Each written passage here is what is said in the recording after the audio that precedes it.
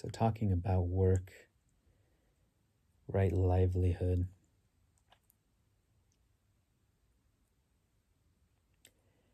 there's this kind of ideal that can pop up for some of us of, I'm going to be a bodhisattva in hell, right? I'm going to be a saint and radiate. I'm going to be a lighthouse in the darkest corners of creation. And there's a great truth to that, and it's a noble aim. It's it comes from an exalted, kind of noble place within us. It can come from that. Often does.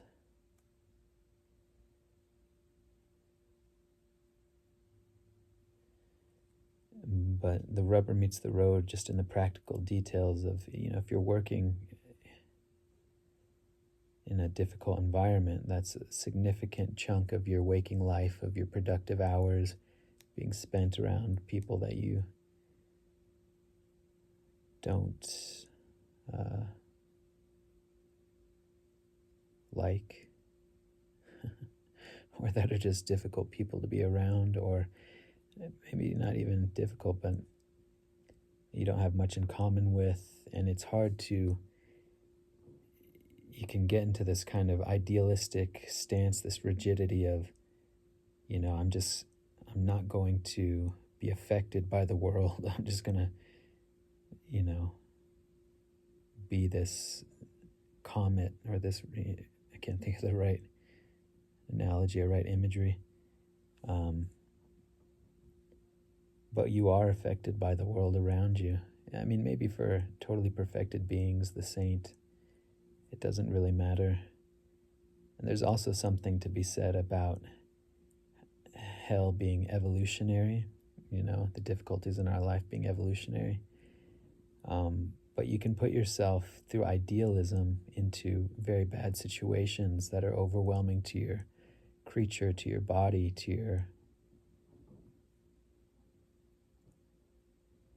nervous system, to your it's like you can only process through so much stuff, you can only clear so much stuff before it starts accumulating and you start to be burdened and fall into kind of unhealthy habits and these kind of negative feedback loops of dysfunction.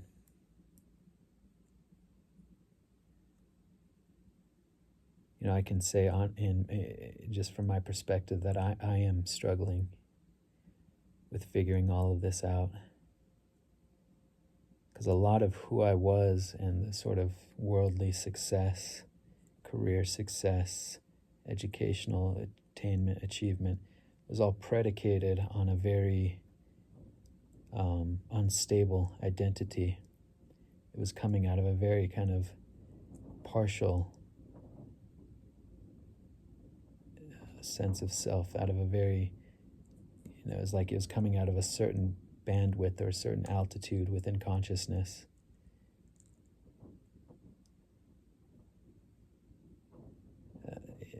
In a sense, it's like the external world kind of reflects the inner world.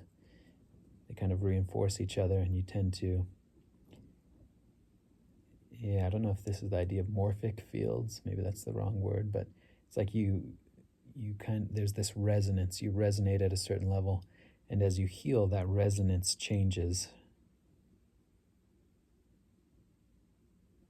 And the persona and that old identity becomes like a suffocating suit that you just can't go back into, you can't fit back into, you've outgrown it.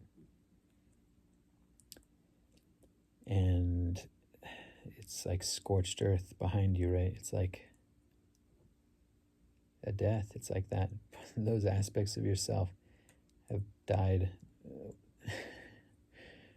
I don't know if that's the best way. They've been liberated. They've been seen through. They've been transmuted. They've evolved.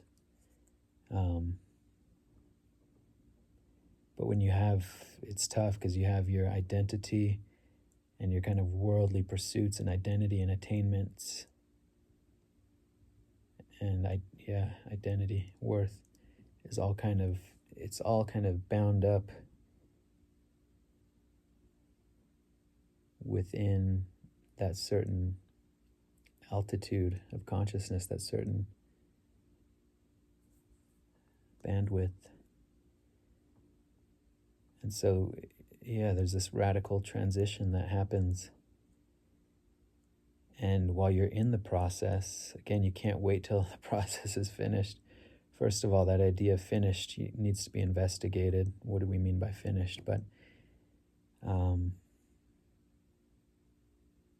because it's sort of an eternal unfolding.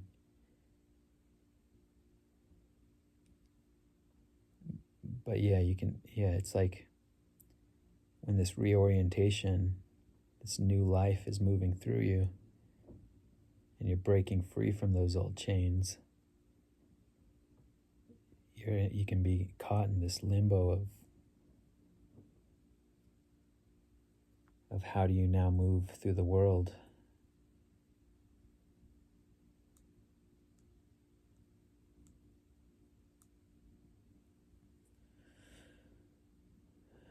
Not so straightforward, not so easy.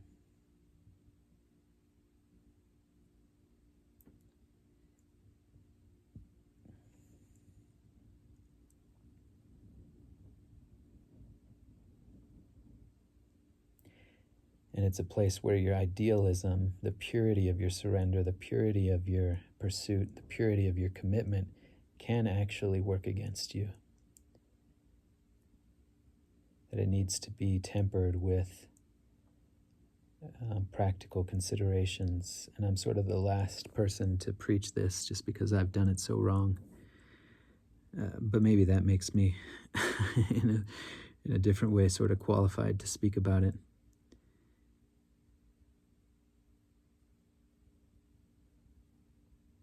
I'm somebody that just said, fuck it, man, I'm all in. God, you've got me. I'm in your hands. You take over. I'm done. I surrender. Total commitment. Everything that I am. Blood, sweat, tears, finances, everything. It's yours. And you love that in people. You respect that pursuit of truth.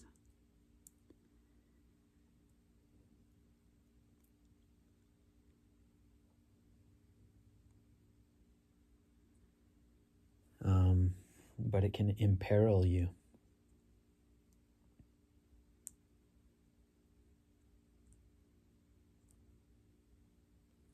Because you find yourself, without money, or, too aloof from the world, too cut off, whatever it is. And so again, the guardrails tend to be suffering for some of us idiots out there, right? I don't want to say it too strongly. Yeah, I don't mean that too really. But yeah, I do mean that suffering is one of those guardrails. It's like you're drifting too far into the formless, into the absolute, and into your commitment to God, and you're gonna get smacked with the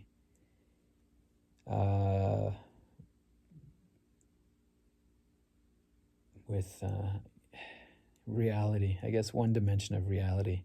It's sort of hard to talk about it because it's like it's not an easy path, like the path of healing. It's not like you're typically sitting around in bliss. No, it's you're doing something very radical. You're choosing to confront the darkness within you, to transform it, to be transformed by it, to surrender to it. You're doing the radical thing that 99% of creation, of people in creation, are doing their best to avoid. You're stopping and you're saying, come and get me. Let me burn in the fire. So it's not like it's a very high calling. It's a very noble thing, and it's difficult. It's a steep path. So that's also a reality. It's not an avoidance. So when I say that you get hit with reality, it's not like you're retreating from reality. In one sense, you're diving in the most significant possible way. the most courageous possible way, right? Intimate engagement. Now you do it in one sense because you've been checkmated, in another sense because you have this blueprint, you have this inner recognition of the truth.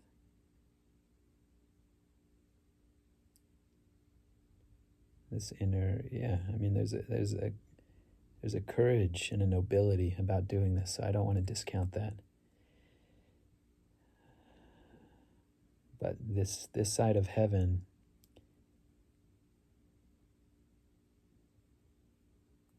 there's just some